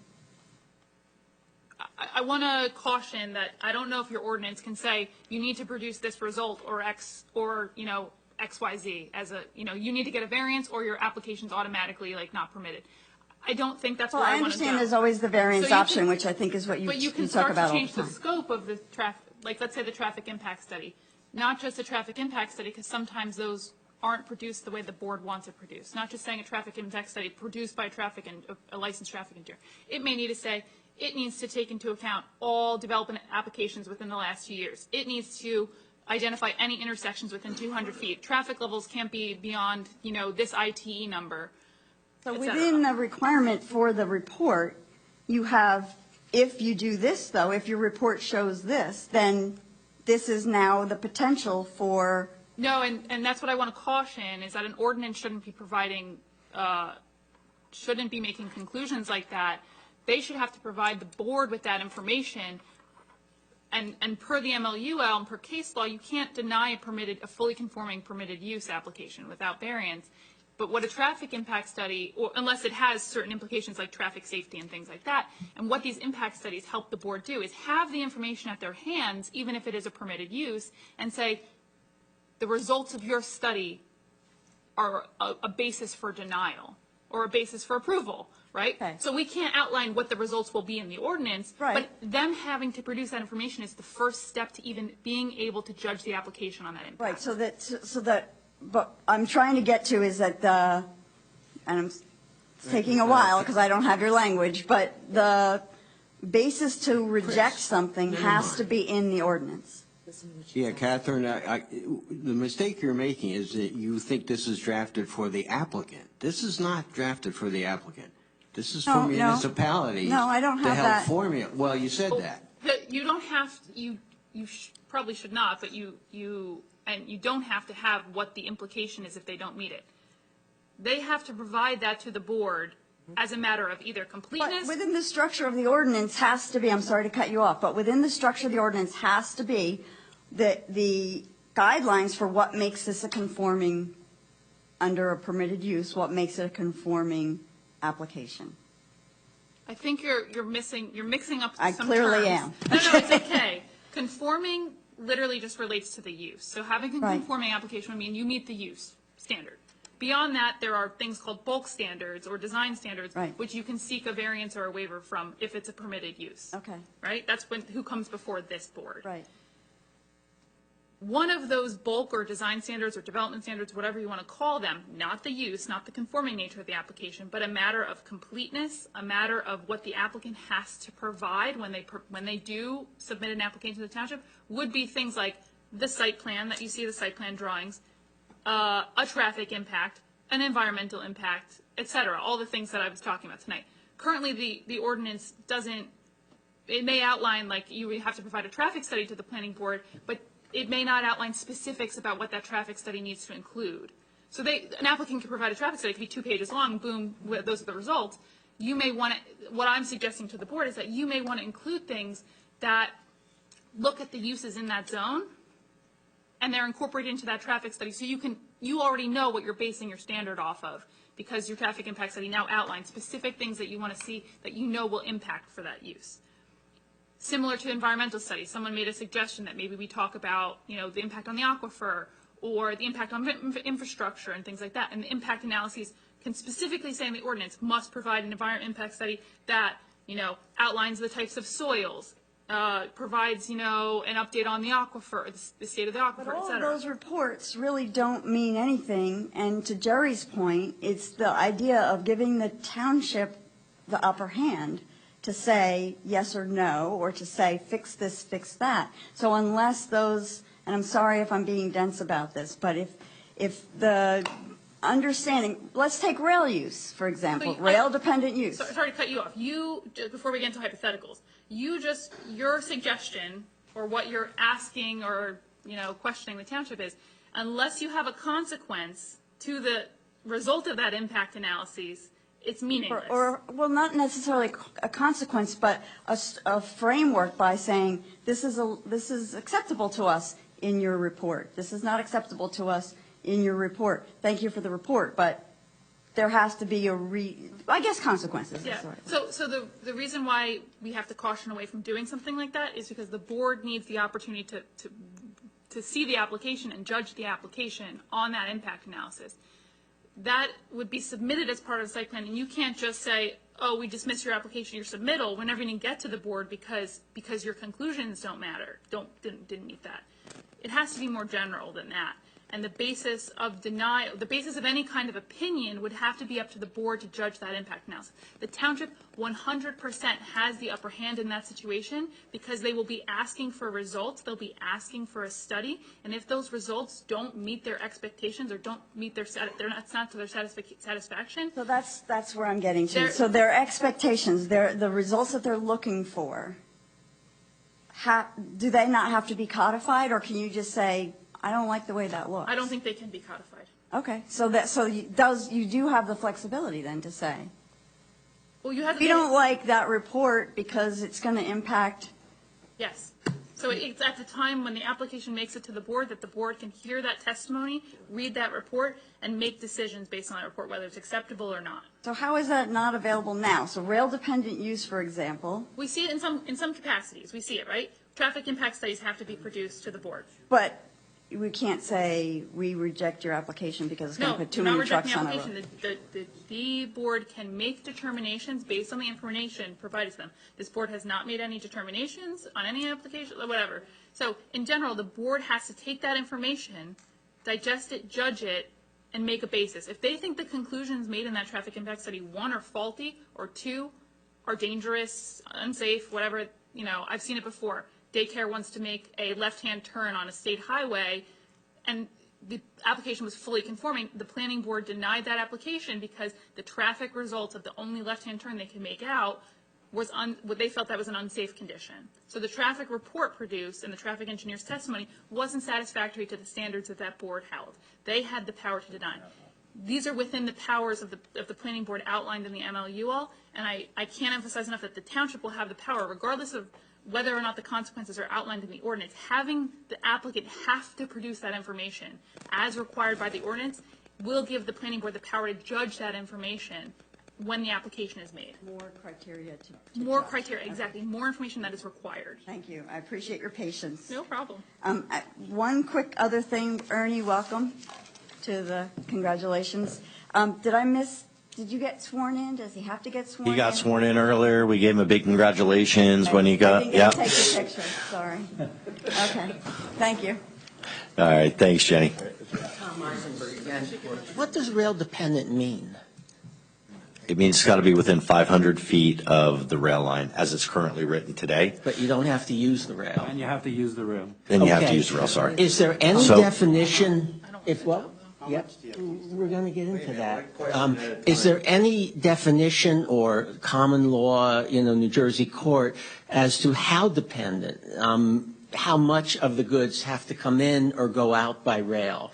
I mean, it's this weird term, and you're saying it means more than just it has to be next to the rail. Does the planning board have some play to say the tenant or Mr. Ford, or the applicant has to guarantee that at least 50% of what goes in the warehouse has to come in by rail? Do you have so that Tom, power? I think we do have part of the conditions that we can set as a board upon, again, either acceptance or denial, whatever it may be the case, is we can set certain stipulations like that. I mean, it's part of the power granted by the board, and it's also, part of the things that we're looking to highlight as part of the subcommittee that Catherine had indicated is to strengthen that language so that they know coming in. So Sparta and the board, I think, we're all missing that, and we depend on the board.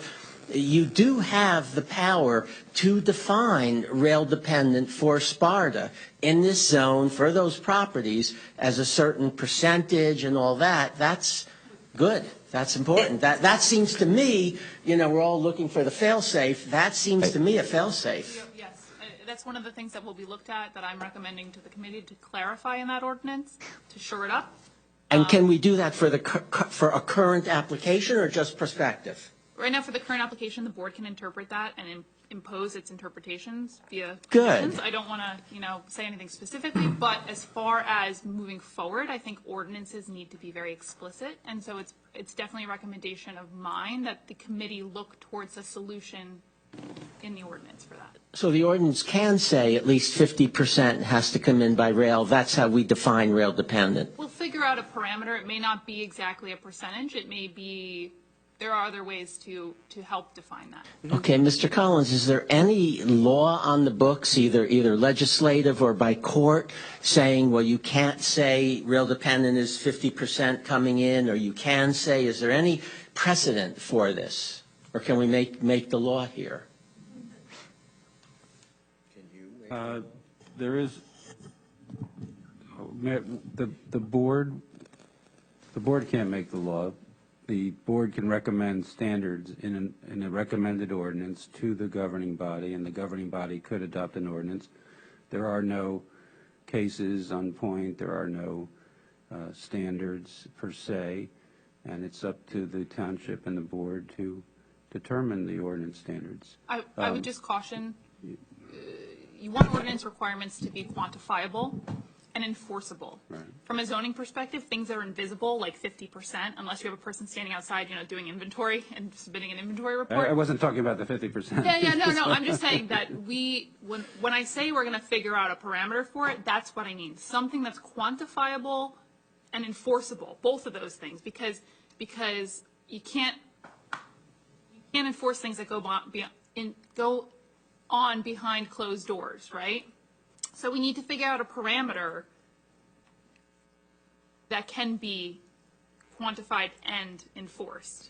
You kind of can enforce things behind closed doors if there's some people using an illegal drug and the police have a suspicion of this, they can get a search warrant. There are ways to, get into.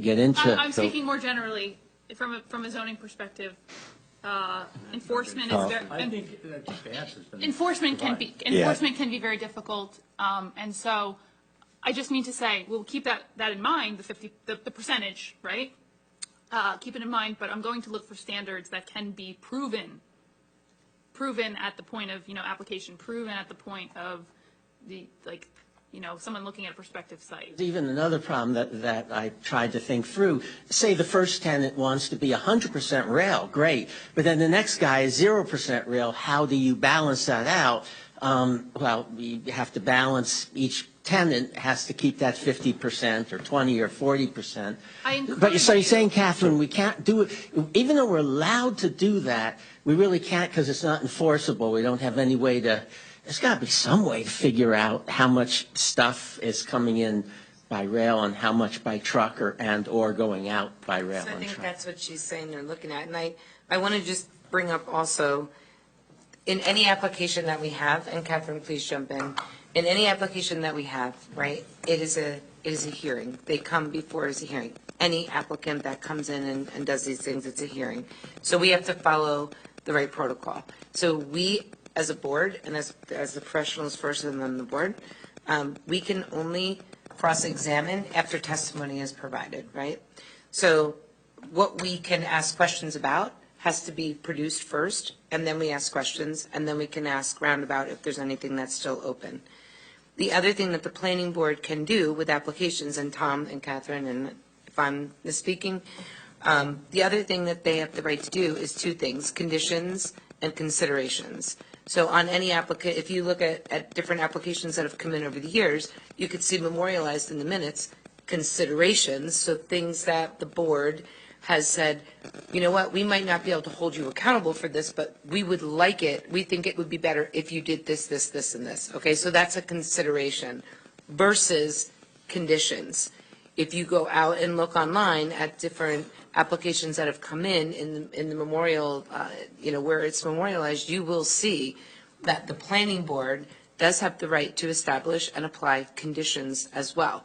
And those conditions must be met. So different than a consideration saying, hey, we'd like you to think about this, is, hey, you're not doing anything until this is met. So I just want to be clear on the sort of the process, and also different tools that the planning board has that, hypothetically speaking, or not hypothetically speaking, if you look at any of the applications that are memorialized, you will see when the conditions start coming in, and you just have to get to the right point in the testimony to talk about those things. Yeah, so I just want to put that out there. That, and that's, we haven't gotten right to, we're still in environmental. Catherine, can't they, when stuff comes in, can't you have a requirement that it be tagged somehow? This came in green as rail, red as truck, and then have a Sparta enforcer, officer or whoever, go in there and look to make sure it's 50-50 or something. So, Tom, there is an enforcement officer that we can send out for these things, and I think that everything you're providing are good suggestions and ideas that, we can take towards the committee. I think right now, those are things, there's nothing preconceived going into this in terms of what the committee is going to look at. I mean, we've got a foundation, we've got a starting point, which is awesome. And, they'll come together and they'll come up with recommendations. We'll hear them at the board level, you hear it at the public level, town council will hear them, they'll be, sort of the process. So I guess my question is, so are there any other questions or specific questions that you've got that we can address, or anybody that, within the public that would like to address as it relates to any questions on the subcommittee or anything as it relates to the State Planning Commission guidelines? How do I understand the statute better, the ordinances and the rail dependent? I understand the committee and all that, but who can I talk to understand these questions I'm asking? You're saying I can't do that right now, which is fine. When? I mean, if Mr. Ford is sitting here, Again, you're not digressing, but regressing into diamond chip. Well, No, are you talking about just the ordinance change? You can't. Are you talking about just the change to the ordinance? No, I'm talking about what rail dependent means and what the board's power be right now, not with subcommittee in the future, to define and use rail dependent. Anyway, people want to talk. Thank you. Thank you. I'm Mike Devine, Oak Parkway. I'll try to make it quick. I think I heard something really important and fundamental tonight. I wanted to try to confirm that I've got it correct. It sounds like, from what Catherine said, if the ordinance is structured appropriately, even for a permitted use, there's still discretion on the planning board to say that doesn't meet our standards, such as safety. And that could be a reason either for denial or for telling them to go back and redo it. And if that's correct, does that kind of discretion exist already to some extent for existing applications? Let me put it that way. I think if a application is variance-free and permitted, and a permitted use, for the MLU, it's very hard to deny an application, but one of the standards is that if the traffic poses a public health and safety risk, that's generally the one criteria that you can rely upon, then the board has a basis for denial. Now, the board has to substantiate that. They can't just, say no. They have to voice that and have something to rely upon, whether it be the traffic study or their own traffic study. But that's, that exists today. Are there other areas like that? But that, Mike, is at the property, what she was describing was at the property of a specific application at their driveway with the highway that couldn't have a safe left turn. Yeah, the hypothetical. It has to be focused on the property in question and a traffic safety problem associated with the driveways or the intersections of the property itself, not the off-track. Off-track is more complicated. And off-track is somewhat misunderstood. In general terms, an off-track traffic problem is not a basis for a denial of an application, but it is a basis for a determination by a board that, even on a conforming application, that a pro rata share of the cost of an off-track improvement should be paid by that applicant towards the improvement of an off-track intersection. And oftentimes, one of the most practical ways to do that is to have the applicant actually build a portion of the off-track improvements equal to, or generally speaking, similar to their pro rata share, because it's often more practical to build an off-track improvement than it is to just pay money to a town or a county for an off-track improvement that might never get built. So with respect to off-track improvements, the case law and the statute are fairly clear, and Sparta's pretty effective at this, that off-track improvements that are resulting from the application can be a requirement, not for denial, but for a pro rata share contribution in accordance with the off-track improvement statute of the municipal land use law in section 42 or something like that. So it's complicated. I don't really think that's really the topic for tonight. As Drew said, there's no preset standard here for what the subcommittee is going to look at. The subcommittee is going to be charged with giving back to the board, and then the board giving back to the council some recommended changes to the ED and the PDR. One quick follow-up at definition is if you're leaving the site and entering a township road, is that considered an off-track?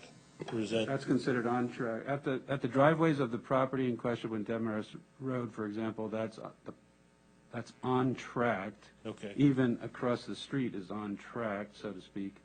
Off track would be not in any way touching the property in question or the land from the center line, from the property line to the center line of the road on which a property is located. So without talking about any particular application. Okay, thanks. The last thing quickly, it never occurred to me that there were already, 4 or 5 or so properties taking advantage of the rail and using the rail. So is there anything, what if they have a big enough tract, decides they want to double the size of their building? Is that a plausible thing they can do? We have any basis for not letting them do that? So based on, the current ordinances as it stands today, they would be within their right to apply for it. Again, we've got certain mechanisms as a planning board to try and set certain conditions and do what we can to control it, but that comes back to the whole point of why we're looking at this ordinance. Is there anybody who's taking advantage of the impervious cover and the building height? I don't think there is, right? Not that I'm aware. You mean the new standards? Not that I'm aware of. We haven't approved any applications since that. Not for rail dependent, no.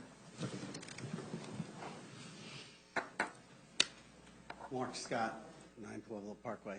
One quick suggestion I was thinking, for the new committee, couldn't we bring in, and Catherine maybe will be able to help me, but I've been in the mortgage finance business for 35 years and financed probably $3 or $4 billion of industrial properties. And during that time, I've been a member of the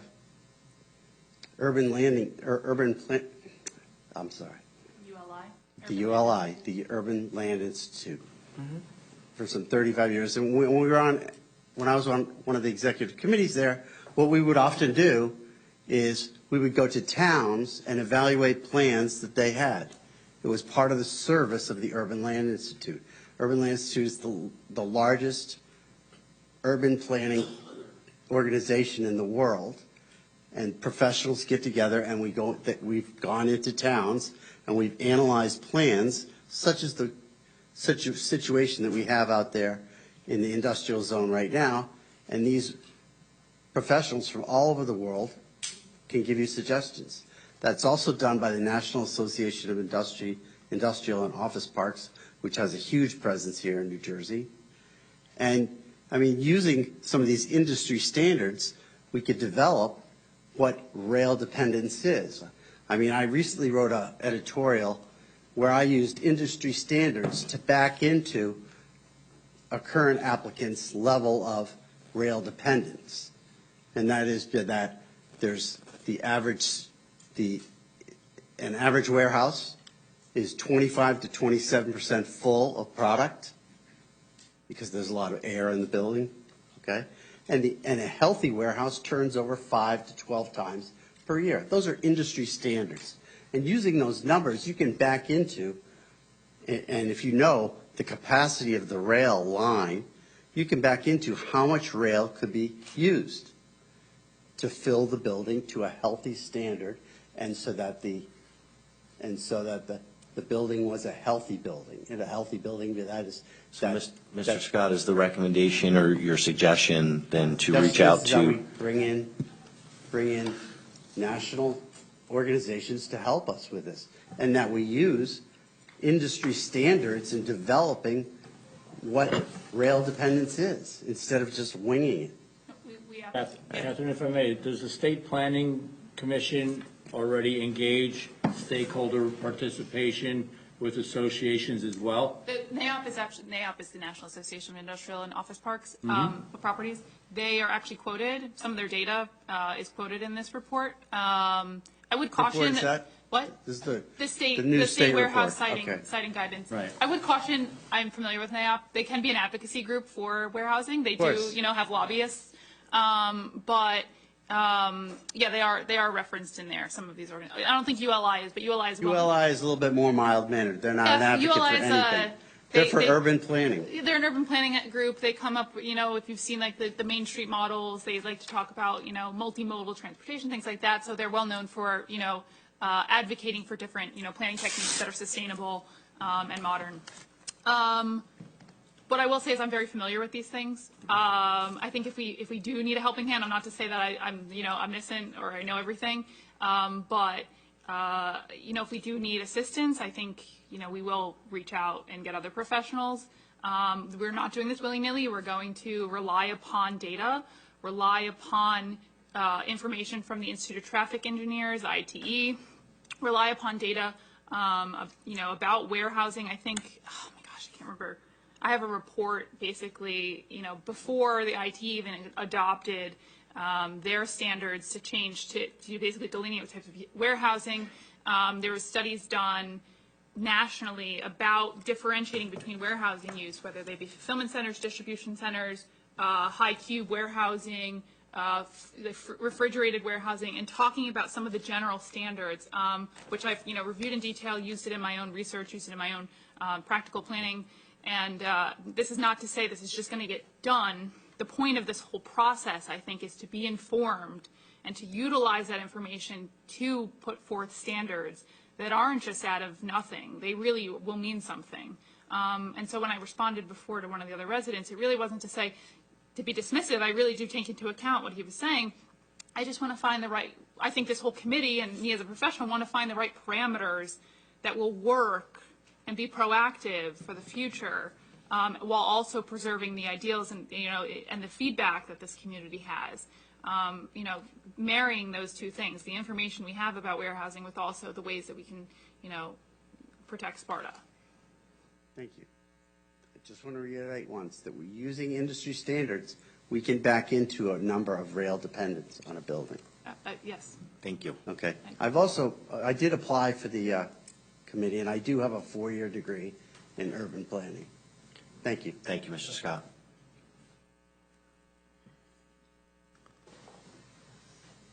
Hi, I'm Vivian Perlmutter again, 5 Morgan Drive.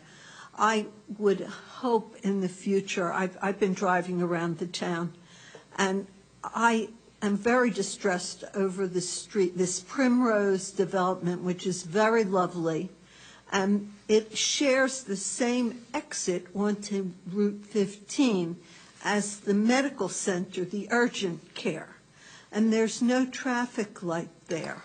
And it's very, very difficult to make a left turn most times of the day. And I know that the state owns the road, and you can't mandate a traffic light. But somehow or other, there has to be something in this ordinance that we make that says, unless we can get some safe way for people to get in and out, then you can't build that development. And then the developer will put pressure on the state and get the light. But once you get the development built, it's much harder to retro ask for the light. And right now, and I've called the police in town and asked them how, if I can't make a left turn, sometimes I come out of there and I want to go to the ShopRite. And so I make a right turn, but I don't know where to make a U-turn to go back to the ShopRite. And so there has to be some kind of sign or some way to safely get there. I don't want to have to go all the way home and go back again. It's ridiculous. And I feel very bad for the people who live on Primrose because I'm behind someone. I'm coming out, and I'm behind them, and we're waiting and waiting and waiting just to make a silly right turn out of the development. And Right, did you say right or left? Well, the Left, right I is think. hard. The left is impossible. I don't even attempt to do a left. I make a right. And then I think, well, should I go into Layton? I don't know what is the best way to turn around. Generally, what I have done in the past, I admit, I've just gone home. And I haven't gone to the ShopRite. But there should be a way to come out of that urgent care center and Primrose, it's one place, with a traffic light. But I think that your hands are tied because you allowed the development before you insisted on the traffic light. So I tend to think that a developer will be able to twist the arms in the state easier than you can. And if you just say, look, it's not going to be safe. And that's why I like your idea of putting safety into the ordinance for all future development. Because to put something up that is not going to be safe is not a good idea. Thank you. And I think also, just to be clear, the state, that's one of the frustrating things, right? Because one of the reasons we've been held to for a while is that you can't, our hands are tied. I'm looking forward to what the subcommittee is going to come out with. I think it's going to be great. Mr. Simmons, is a signal warrant analysis to the DOT, is that something that the township could submit? Or is it only at the time of application? Depending on if a developer is making the application or if the municipality is checking out. To justify a traffic signal, and I understand what the lady just said about difficulty in making turns, there are various, under the manual and uniform traffic control devices, the MUTCD, there are various warrants, as Catherine just mentioned. It might be a certain amount of traffic on the main street and on the side street, it could be a certain amount of delay, it could be a certain number of accidents. There are a lot of different criteria. But to justify a signal and get the DOT to agree to it, you have to meet those criteria, those warrants. They have to be studied. And you said you reached out to the police department, right? I asked them to tell me where to make a U-turn, and they never got back to me. So, I wanted to go into the police car and drive with them and find out where, someone told me at the place where 181 meets 15, there's a way of making a U-turn, but there's no sign that says U-turn that way, and it looks like I'll be going into the wrong lane of traffic, and I don't want to have an accident. Thank you. So are there any other questions or any other comments or things that are related to either the subcommittee or the State Planning Commission? I don't know if this applies or not. I'm Broderick, 18 North Shore in Sparta. Are there any restrictions for what can come in via rail into Sparta? I'm sorry, I can't hear you. Are there any restrictions on what can be brought in via rail? So Can be stored. chemicals, arms, whatever, and then distributed from a Yeah, so site? hazardous materials, for example, is a strictly prohibited use in the economic development zone.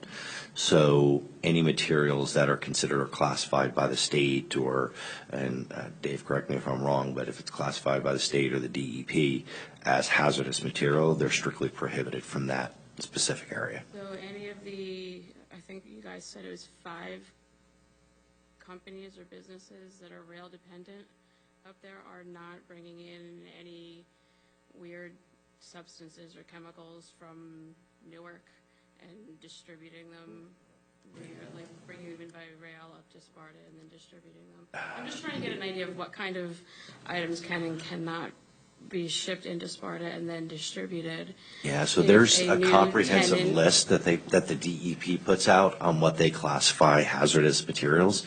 To answer your question, I mean, I at this board level, I don't know that we would, it's not as though we get a report on what that is of existing properties and things like that. I've never heard of that occurring, but I think that would be a question. I mean, we've got a code enforcement officer in the township, and I think, no, not Kurt. Not Kurt, is he just traffic or something?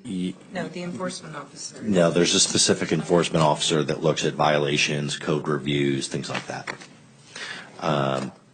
So Does the ordinance restrict anything that can come in via rail? anything that would be classified under that hazardous material Okay, but component. not additional restrictions? Not that I'm aware of. I think there's, I just pulled it out just so I could take a look through, but what can be stored is also locked down. So in other words, to your point, fuel, different things of that nature. There are different things that say there are definite restrictions around what can be stored in any warehouse, on any site up there. Is there a way, is that something that the public would have access to? Or is that? Give it a citation. It's already in ordinance 2101, and it's specifically prohibited uses, and it then references the New Jersey Administrative Code, the regulations of the state of New Jersey on what are hazardous materials under the technical regs for site remediation, and you can look it up online at the DEP for what's called the tech regs. But the citation is right in the ordinance, and the ordinance is right on the municipal website under ordinances.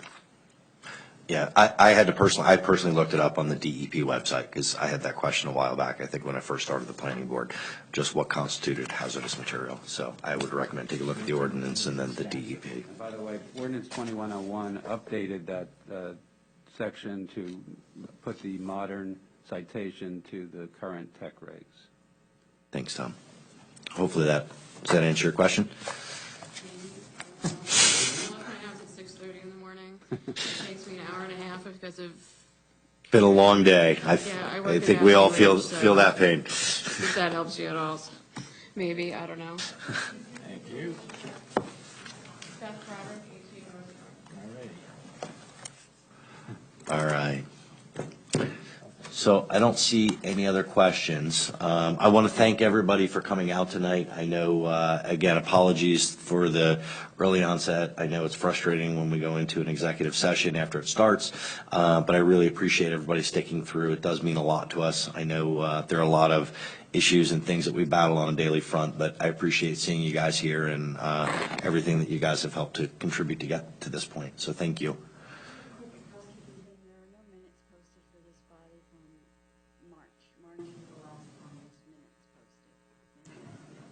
Yeah.